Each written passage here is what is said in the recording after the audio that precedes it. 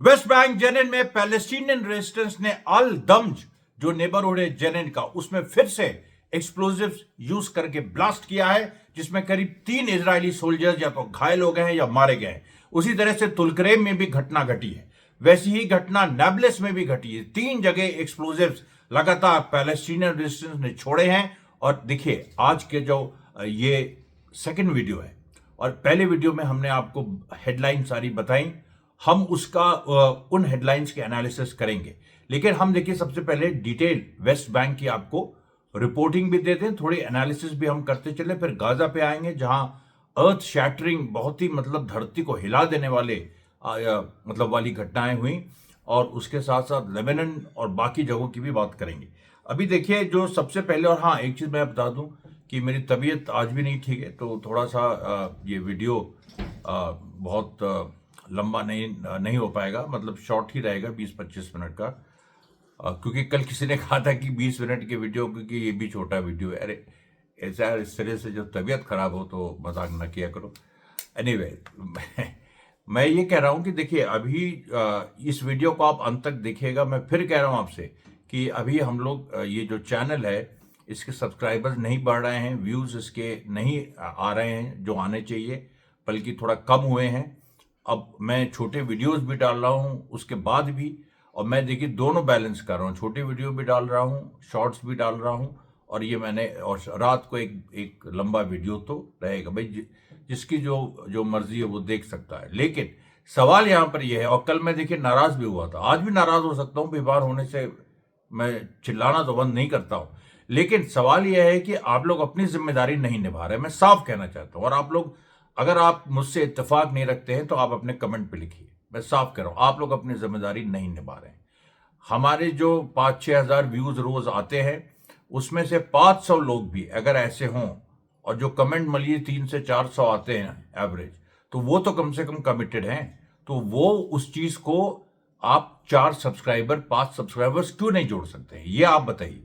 और over time धीरे धीरे इस तरह से मेहनत करेंगे तो आप आगे बढ़ेंगे, और ये जो चैनल है अगर आगे बढ़ा तो भाई ये सीधी सी बात है कि इसमें हम आप ही लोगों के पूरा कंट्रीब्यूशन को हम इंक्लूड करते हैं, और आपको हर तरह का बेनिफिट भी आगे जाके होगा, वो बट नेचुरल है, बिकॉज इसके पीछे एक विचारधारा है, एक राजनीति है इस चैनल के पीछे। और उससे जो भारत के जो मजलूम हैं, और जो भारत के जो दबे कुचले लोग हैं, चाहे वो कम्युनिटीज हों, चाहे वो लोग हों, चाहे वो क्लासेस हों, उन सबको कहीं ना कहीं फायदा इससे होगा। तो आप देखिए, मैं सबसे पहले जो जिस घटना की बात, जो आज वेस्ट बैंक में जरामे चेक पॉइंट पे गोलीबारी हुई, उसके बाद देखिए जो जेनिन बटालियन ने जो अभी जो अल दम्ज नेबरहुड में ब्लास्ट किया, उसके पहले KJ-37 एक्सप्लोसिव डिवाइस से पहले भी उन्होंने एक बड़ा ब्लास्ट जेनिन के अंदर किया। उसके बाद देखिए तेकुआ जो एक सेटलमेंट है बेथलेहम में, वेस्ट बैंक में, वहां पर यंग लड़कों ने पत्थरबाजी की एक कुछ सेटलर्स के व्हीकल पे, उस व्हीकल को ऑलमोस्ट नष्ट कर दिया केवल पत्थरों से मार मार के, और सेटलर्स को भागना पड़ा। उसके बाद देखिए जलामे में जो पूरा एक्सप्लोजन हुआ था सुबह, उसके बाद फिर से इजरायलीज को अपनी फोर्स वहां भेजनी पड़ी, लेकिन वो फोर्स कामयाब नहीं हुई। उसके बाद जो नाब्लस में टीयर गैस और साउंड बॉम्ब्स IDF ने छोड़े अल लुबान अल शर्किया में इलाके में, और उसका जवाब भी फिलिस्तीनी रेजिस्टेंस ने दिया। फिर सेटलर्स, इजरायली सेटलर्स बाहर आ गए और उन्होंने पैलेस्टीनियन व्हीकल्स पे हमला शुरू किया, ये जेरूसलम की बेगिन स्ट्रीट पे, लेकिन उसका भी वहां की जनता ने विरोध किया। लगातार एक पैटर्न वेस्ट बैंक का आप देख रहे हैं कि वहां के सेटलर्स भी एग्रेसिव होते हैं, जनता भी, जो फिलिस्तीनी जनता है वो भी आगे आती है। उसके बाद जो बुलडोजर है वो भी चला जेनिन में, लेकिन ये तलत अल गब्ज एरिया को इन लोगों ने वहां पर कुछ मकान नष्ट करने की कोशिश की, उसमें भी असफल रहे। इजरायली हर जगह असफल हो रहे हैं। गाजा में तो अभी मैं बताऊंगा क्या क्या चीजें हो रही है, और नई चीजें जो और इजरायली खुद कह रहे हैं। फिर देखिए जो पैलेस्टीनियन अथॉरिटी है ये अपनी स्वामी भक्ति में अभी भी लगी हुई है, और सिलात अल हरीतिया में ये गई थी, जो कि जेनिन के वेस्ट में है, कुछ वहां पर रेजिस्टेंस फाइटर्स को तंग करने, लेकिन उनकी गोली से ये खुद ही भाग गए।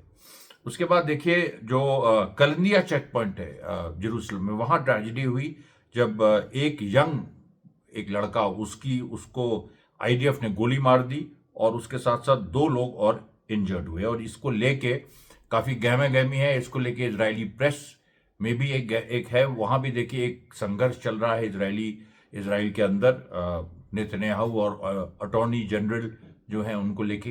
तो ये जो पूरा मामला है, जो वेस्ट बैंक में एक ये लोग नहीं कर पा रहे हैं, अंदर घुस नहीं पा रहे हैं, वहीं के वहीं स्टेलमेट बना हुआ है। उस पूरी परिस्थिति में इजराइल के अंदर भी एक संघर्ष चल रहा है और जिसके बारे में आपको बताएंगे। फिर देखिए नाब्लस के बेत फुरी टाउन में वहां संघर्ष हुआ। शुआफत कैंप जो नॉर्थ में है जेरूसलम के, वहां संघर्ष हुआ।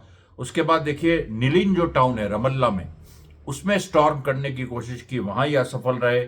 उसके बाद जो ताल एक गांव है नाब्लस में, वहां पर भी स्टॉर्म करने की कोशिश की, वहां असफल रहे। हिब्रॉन के बेत उमर में ये थोड़ा सा घुस पाए, लेकिन वहां भी अल्टीमेटली स्टेलमेट हो गया, आगे नहीं बढ़ पाए। उसके बाद सुरीफ जो नॉर्थ हिब्रॉन में, देखिए एक एक जगह का नाम इंपॉर्टेंट है। सुरीफ जो एक जगह नॉर्थ हिब्रॉन में है, वो नहीं सफल हो पाए। और उसके बाद कफ्र अल लबाद जो तुलकरीम ईस्ट में एक शहर है, उसको स्टॉर्म करने की कोशिश की, वहां भी असफल हो गए। उसके बाद देखिए जो जेनिन में जो और जो रेजिस्टेंस ने एक्टिविटीज की, क्योंकि रेजिस्टेंस का एक अपर हैंड होता जा रहा है। अब ये अल जहरा नेबरहुड में जब आज जेनिन के आईडीएफ ने हमला किया, फिर ड्रोन से हमला किया, सिनेमा राउंड अबाउट जेनिन का जो है उसको नष्ट करने की कोशिश की, उसका एक हिस्सा नष्ट कर ही दिया। लेकिन उसका जो जवाब, अच्छा 20 घर उन्होंने 20 घर जेनिन में जो जिसके ऑक्यूपेंट्स छोड़ चुके थे, वहां वो उन लोगों ने ब्लास्ट करके उड़ा दिए। ये भी एक बड़ी घटना है।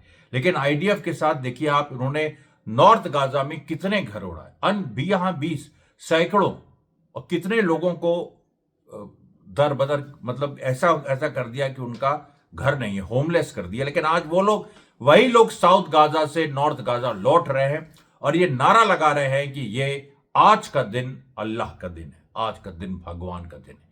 ये गाजा की आवाज है और जिसमें जो तकबीर के नारे लग रहे हैं, जिस तरीके से एक पूरा सोचिए, हमने 5.5 लाख कहा था, अब खबर आ रही है कि 1 मिलियन 10 लाख लोग गाजा साउथ से नॉर्थ की तरफ बढ़ चुके हैं। नेत्जरीम कॉरिडोर जो इजराइल की शान था, जो उसकी नाक थी, जो उसने सड़क बनाई थी, सोचिए नॉर्थ और साउथ गाजा को काटने के लिए, आप लोग समझिए उसका महत्व। उस सड़क को सड़क पूरी बनी, सोचिए क्यों बनी?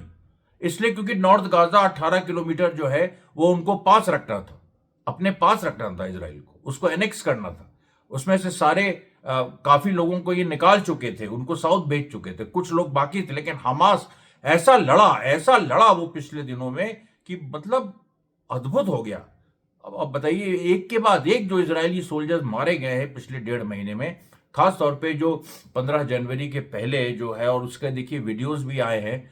अब वो मैंने अपने एक्स हैंडल पे डाले हैं, 27-28 दिसंबर से लेके पूरा सिलसिलेवार तरीके से डाला था, 29 दिसंबर से 7 जनवरी तक। उसके बाद 8 जनवरी से फिर 14 जनवरी तक के भी वीडियोस आए हैं।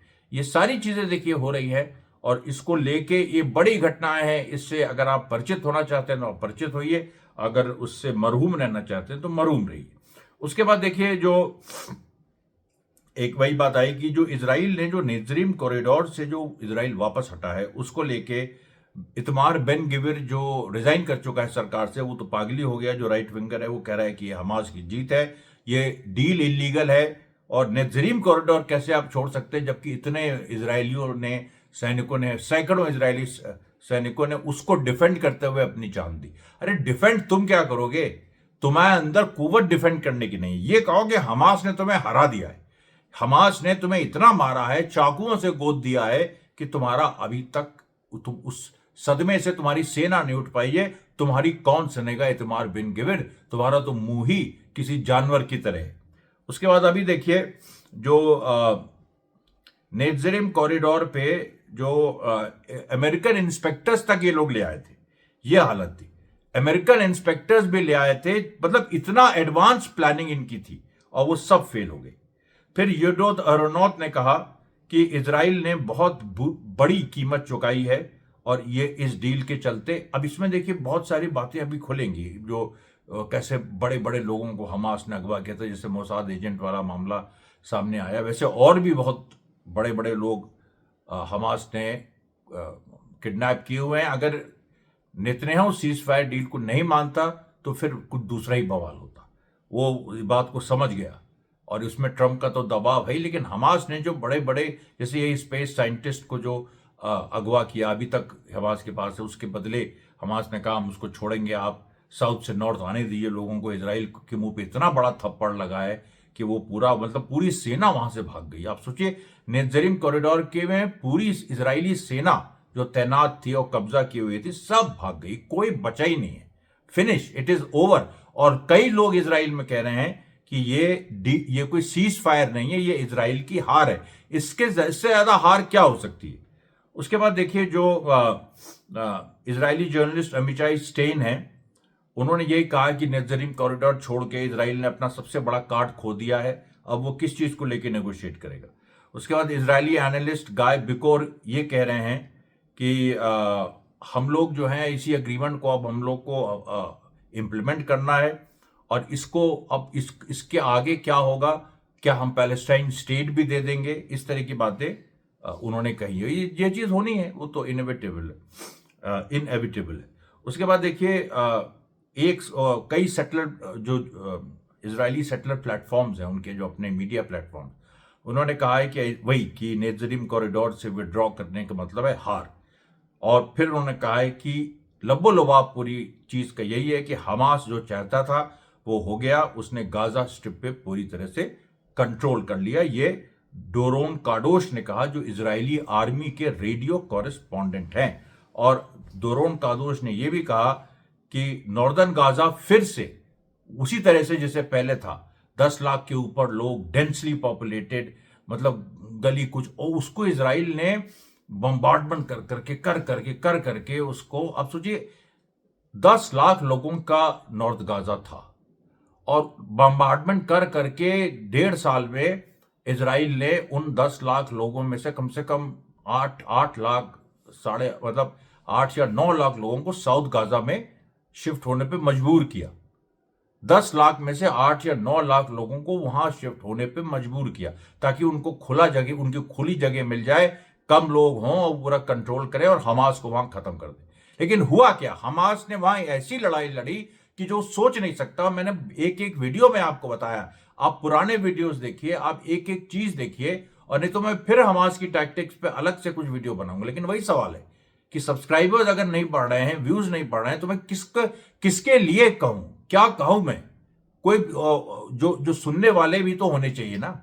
तो यही मैं आपको कह रहा हूं कि आप लोग अगर अपनी जिम्मेदारी का ध्यान नहीं रखेंगे तो फिर ये चैनल बहुत दिन नहीं चल पाएगा। देखिए, मैं साफ कह रहा हूं, इसको चलाने का हमें कोई शौक नहीं है। हम तो खबर देना चाहते हैं, वो खबर हम अपने कुछ सेलेक्टेड लोगों को वैसे ही देंगे, और वैसे ही हमें राजनीतिक पार्टी, ये चैनल चले न चले, राजनीतिक पार्टी हमारी बननी है, वो तो आपके लिए हम चला रहे हैं। और अगर आप ही जिम्मेदारी नहीं लेंगे तो फिर कोई उसमें कुछ कर नहीं सकता है। उसके बाद देखिए, जो और भी लोगों ने, इजरायलियों ने कहा Netzarim access fail and Gaza one, ये पूरा। फिर फॉर्मर इजरायली इंटेलिजेंस ऑफिसर ने कहा, जेक नेरिया ने, कि the war in Gaza was decided in favour of Hamas. It is on the ground running the affairs of the strip and proving its vitality and control. यानी Hamas पूरी तरह से operate कर रहा है और अपनी ताकत और अपनी जो ऊर्जा है वो उसने दिखा दी है कि उसको कोई खत्म नहीं कर सकता है। बार बार मैं कह रहा हूं, आप लोग इस चीज को मानते ही नहीं है। अपने कमेंट में तो कम से कम लिखिए। आप लोगों के अभी भी निराशाजनक कमेंट्स आते हैं, अजीब अजीब तरह के सवाल आते हैं, इस बात का ध्यान रखिए। उसके बाद देखिए, आज इजराइल में बड़ी घटना हुई जब 2 इजरायली सोल्जर्स, अभी तक तो क्या था कि ईरान के लिए जासूसी करते इजरायली नागरिक पकड़े जाते थे, आज 2 सोल्जर्स पकड़े गए, आईडीएफ के सोल्जर्स, ईरान के लिए स्पाइंग करते हुए। ईरान का कितने अंदर घुसा है ईरान, आप देखो। और जो ईरान विरोधी हैं, उस वजह से मुझे मुंह मत खुलवाइए, वरना इतनी गाली खाएंगे वो कि मैं बता नहीं सकता हूं, और भी उनके ऊपर अजाब आएंगे। क्योंकि ईरान शिया सुन्नी एकता है इस समय, हमास और ईरान की पूरी तरह से एकता है। किसी ने भी उस एकता में खलल डालने की कोशिश की तो मुझसे बुरा कोई नहीं होगा। अब आप देखिए जो ये पूरी जो स्थिति है, तुलकरेम कैंप में भी एक नूर शम्स में एक इजराइल ने अटैक किया जिसमें 2 हमास के फाइटर्स मारे गए, लेकिन उसके बदले में फिर हमास ने जो हमला किया उसमें भी 6 इजरायली सोल्जर्स तुलकरेम में ही बुरी तरीके से घायल हुए। 2 के मारे जाने की भी खबर है, यानी 2 के बदले 2। उसके बाद देखिए जो एक कुछ रिलीजियस ग्रुप्स हैं वो भी अपना रो रहे हैं कि ये सब देखिए, मतलब इजराइल में जो रिलीजियस ग्रुप्स हैं और कि मतलब हमास जीत गया। उसके मतलब ये गाजा में। फिर देखिए वेस्ट बैंक में एक जो सिजिल एक एक्सप्लोजिव डिवाइस होती है, ये भी अलग अलग एक्सप्लोजिव डिवाइस जो रेजिस्टेंस यूज कर रहा है, जिससे इजरायली आर्मी वेस्ट बैंक में परेशान हो जा रही है। वहां स्टेलमेट बना हुआ, उसको इस्तेमाल करके वहां पर उन लोगों ने एक इजरायली वाहन को नष्ट कर दिया। फिर देखिए लेबनान पे आते हैं। लेबनान में भी देखिए बेसिक बात वही है, इजरायली सेना 25 जनवरी 2025 को सीज फायर खत्म हो रहा था। 60 दिन जिसमें उसको विड्रॉ करना था वो खत्म हो गए। फिर उसने वो इजरायली सेना हटी नहीं, फिर जनता आ गई, जनता ने इजरायली सेना को ढकेल दिया। अभी एकदम इजरायली बॉर्डर पे हैं और उन्होंने 18 फरवरी तक एक एक्सटेंशन लिया है और 18 फरवरी के बाद कोई एक्सटेंशन मिलेगा नहीं। पिछले वीडियो में मैंने आपको बताया था कि लेबनीज आर्मी और तमाम इस तरह की जो फोर्सेस हैं, जो हिजबुल्लाह कैसे राजनीतिक एक जीत हिजबुल्लाह ने हासिल की है कि शिया ग्रुप होते हुए उन्होंने सुन्नियों और क्रिश्चियंस को अपने साथ लेके और इस बात के लिए मजबूर कर दिया है। किसी भी, हालांकि हिजबुल्लाह में भी क्रिश्चियन और सुन्नी है, लेकिन फिर भी उसको एक शिया ग्रुप देखा जाता है।